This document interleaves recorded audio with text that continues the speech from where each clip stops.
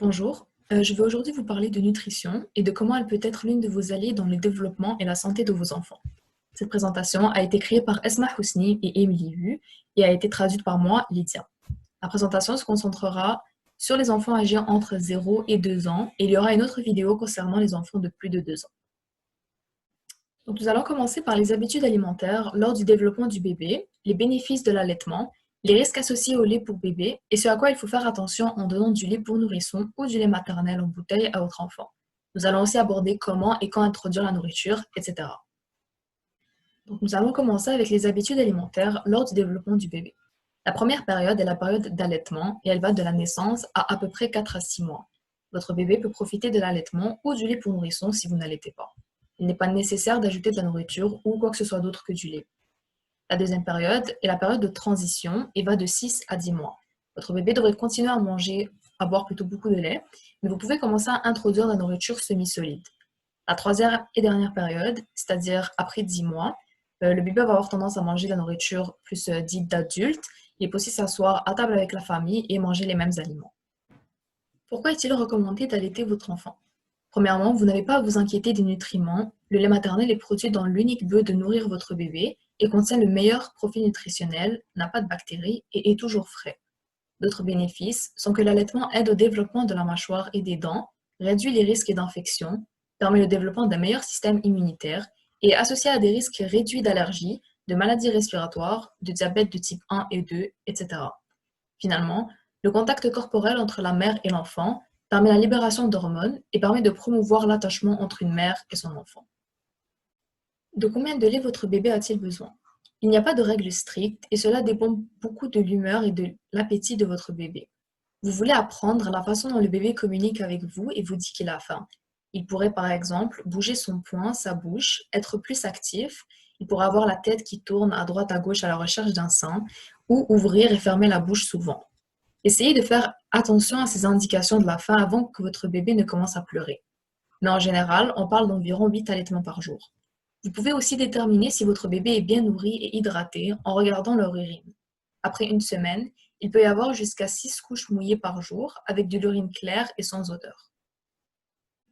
Maintenant, quels sont les risques et les problèmes associés à l'alimentation d'un bébé? Premièrement, de mauvaises alternatives au lait maternel. Il ne faut pas donner de lait de soja, d'amande, de riz ou d'avoine à votre bébé, ni de lait d'animaux comme les vaches, les chèvres, etc. Il ne faut pas non plus leur donner d'autres liquides autres que du lait, tels que du jus ou du café. Ils ne devraient prendre que du lait maternel et la seule alternative est le lait pour nourrisson.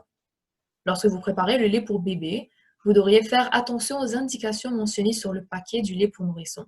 Il faut éviter de trop ou de ne pas assez diluer le lait. Il faut être sûr que ce soit le bon nombre de calories et qu'ils ne sont pas juste en train d'être nourris à l'eau. Une autre chose auquel il faut faire attention est d'éviter d'utiliser un micro-ondes pour chauffer le lait, car cet appareil ne chauffe pas le lait également et fait en sorte que quelques parties seront tièdes tandis que d'autres seront brûlantes. Pour éviter cela, vous pouvez chauffer le lait dans le biberon en le plaçant sous un robinet d'eau chaude et vous pouvez tester la température du lait en mettant quelques gouttes de lait sur le dos de votre main. Il faut aussi éviter de laisser votre bébé dormir avec le biberon dans la bouche. Le lait contient du lactose qui est une forme de sucre et cela peut mener à des caries. Le dernier point concerne le rangement du lait pour nourrisson. Laissez les sacs de lait non ouverts dans un endroit sec et froid.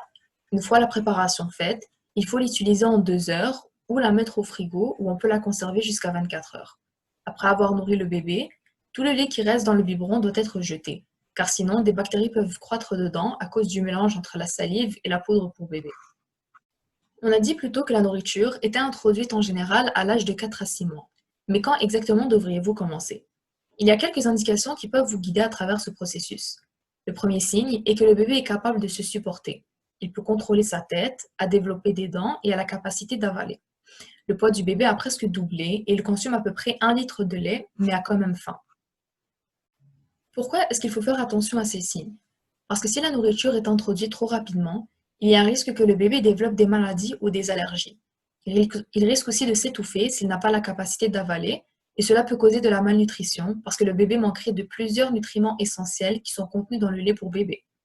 Si la nourriture est introduite trop tard, il y a un risque de sous-développement de la croissance ou de malnutrition, vu que le lait ne suffit plus à remplir les besoins alimentaires du bébé.